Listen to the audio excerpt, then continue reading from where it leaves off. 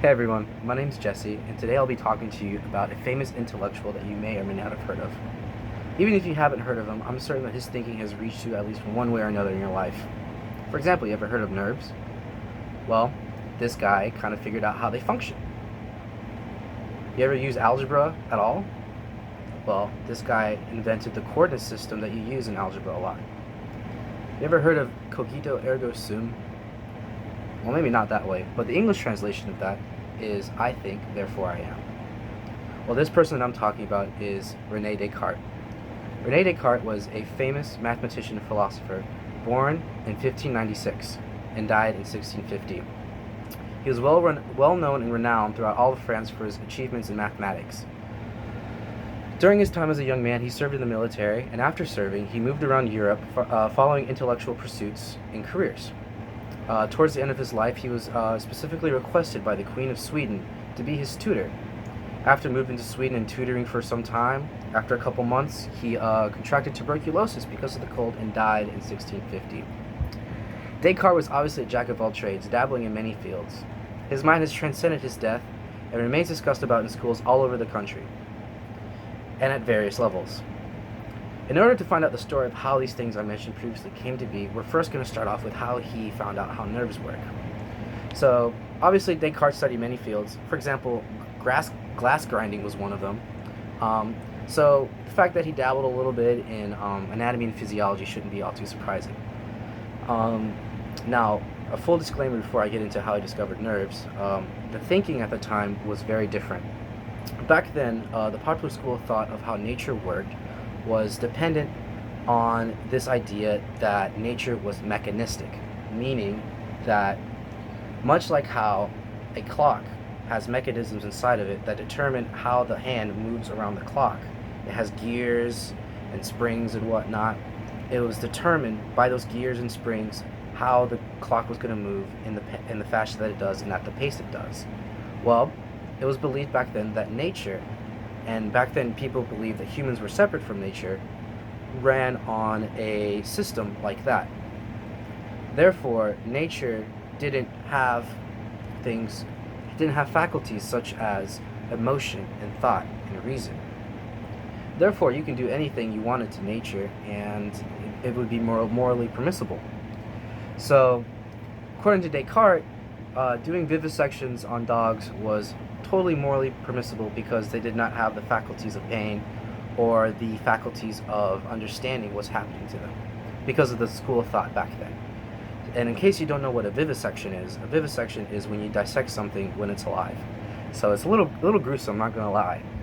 But essentially, what Descartes did was he vivisected dogs and he basically found the nerves and he would literally tangle with them and play with them. Now, physicians before knew what nerves were, they just didn't know how they worked, or if they were organs in and of themselves, or if they were connected to another larger organ. Well, through the vivisections that Descartes did and literally playing around with nerves, like as if dogs were puppets, making limbs move and contract, he found out that all nerves lead up to the brain, and that the brain is sort of the central messaging system in which it receives and sends signals through the nervous system that he found through the nerves. So with this discovery, the field of neurology would never have gone off, and it would never have been as popular or as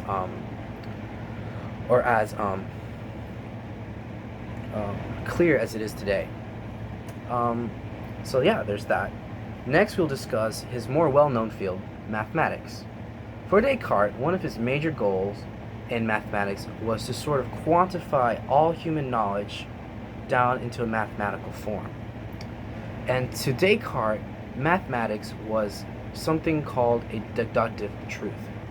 And what that means is that truth is drawn out from an underlying truth.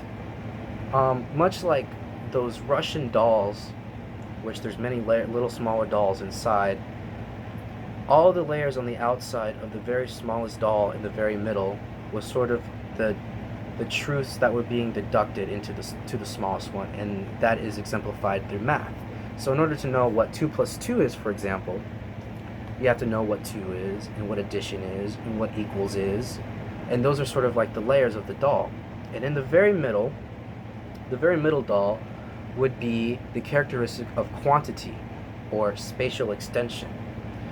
Spatial extension, for example, is, imagine a dot, a singular dot, being drawn out to form a line. And that's essentially what a line is, right? That's what dimensionality is. So these extended lines form planes, and then they form geometry in the 3 dimensions that we understand, which forms all the shapes around us. For example, my keys is just a bunch of extended dots which form lines, which form planes, which form 3-dimensional objects. And in order for Descartes to visually represent these lines in a mathematical reference, he created the Cartesian coordinate system. And through this, he is able to quantify points on a graph with a numerical quantity. And a fun fact on how he discovered this is that he was laying in bed, staring up at his ceiling, and looking at the tiles on his ceiling. And through that, he started plotting points on all the tiles, where all the tiles interconnected at the corners. And that's how he created the Cartesian system that we use today in mathematics. And lastly, what Descartes is most famous for is his philosophy. So, in one of his most famous books, Meditations of First Philosophy, Descartes says his famous line, "I think, therefore I am." In this book, he journeys the reader through a self-doubt system in which Descartes cunningly displays that there's no way to determine if anything is real. He is able to make you believe that your entire world and just life frame is just a bunch of made-up nonsense, that you can't prove that it's real, but yet you believe that it's real nonetheless. For example, the things I see can't be real. For example, my eyes trick me all the time. For example, I see sometimes people that are in the desert, they see water flowing. But it's just a mirage. It's not real. So my eyes obviously can play tricks on me, and therefore they can't be something that I rely on 100%. For example, memories aren't real. My entire past isn't necessarily real because I can remember things that aren't real, like my dreams. So remembering my past isn't something that's concurrent to who I am today. For example, mathematics, even something that isn't even dependent on the way I perceive things, that can not be real necessarily as well. 2 plus 2 must not always equal 4 if for some absurd reason that there is some devilish trickster that lives out there that has some sentience and deterministic power over me to make me always believe that 2 plus 2 is 4 when it's actually 5, for example.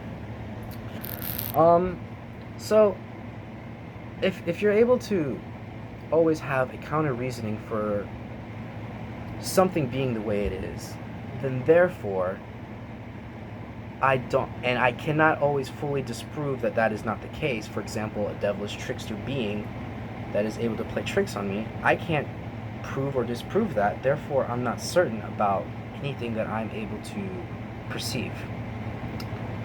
But what about the self? Can you doubt the self? Well, this is what Descartes actually ponders, and he is able to deduce that no, you cannot, ponder the self. You can ponder the self, but you cannot doubt the self, and you cannot doubt the self fully. And what I mean by that is that you can doubt that you exist, but the very fact that you doubt that you exist implies that there is something that exists that is doubting its own existence, and therefore it must exist, if that makes any sense. So doubt in and of itself becomes the hero of truth for Descartes, as one can doubt one's own existence. So therefore the term "I think, therefore I am" is the very proof that I exist, because I can think and I can doubt that I exist, therefore fully proving the one thing I can without a doubt prove exists in the world, which is myself, and that I know that I exist. So as I've mentioned before, Descartes is a mind that has transcended time and will continue to transcend way after our time. He's truly a man of intellect and thought, and he has helped the world in many ways to progress and enlighten the way we see the world. Thank you.